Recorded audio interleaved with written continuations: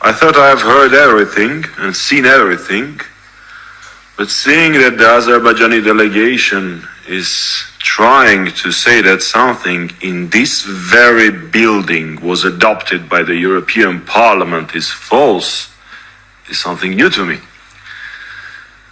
Again, the Azerbaijani delegation reading the ICJ decision, ICJ court ruling, however they want, it's something new for me too.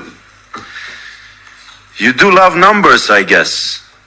Let me bring a number of my own. And this, what I'm talking about, happened less than a month ago in Europe. 60 people died during their road from Nagorno-Karabakh to Armenia because they weren't forcefully displaced. Those people wanted to go. That's what are you suggesting, dear colleagues from Azerbaijani delegation?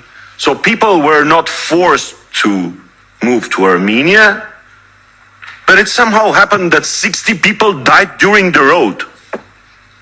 I don't really think that it was a really volunteer movement. Regarding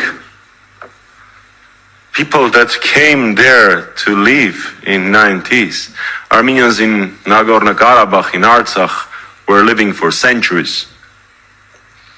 And you do know that. Regarding UN mission, and I won't be afraid to say that shameful mission, consistent of what members from Turkey, from Pakistan, that's not accepting Armenia as a state officially, and some others. Really good representation of United Nations. Regarding the 4 resolutions, again, you know that these 4 resolutions were regarding the conflict back there in early 19s.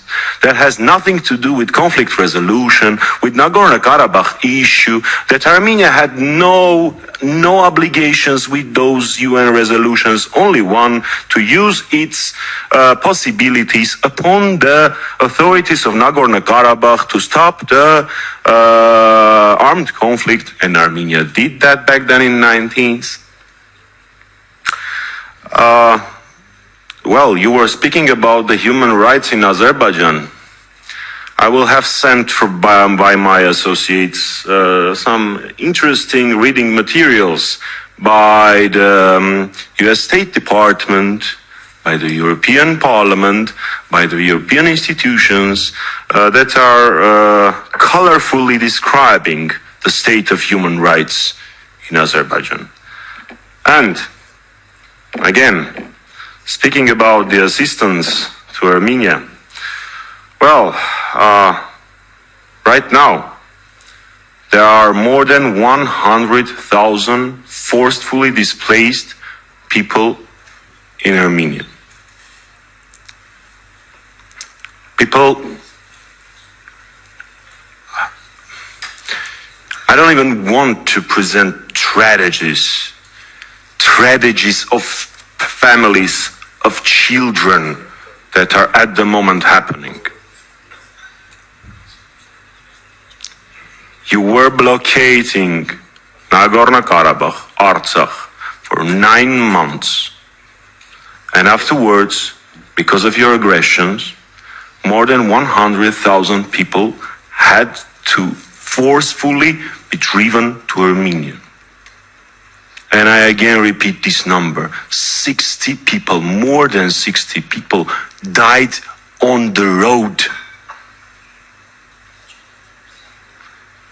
So, of course, you have registered for a vote, and there will be some more facts in brackets from Azeri delegation. But to that so-called facts, I will be more than happy to invite all of our colleagues to come to Armenia and to see those people, to listen what they had to come to been through.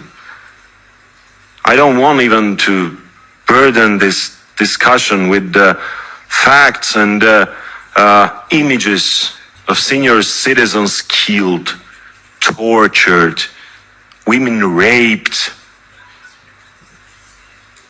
I don't think that's the time for that.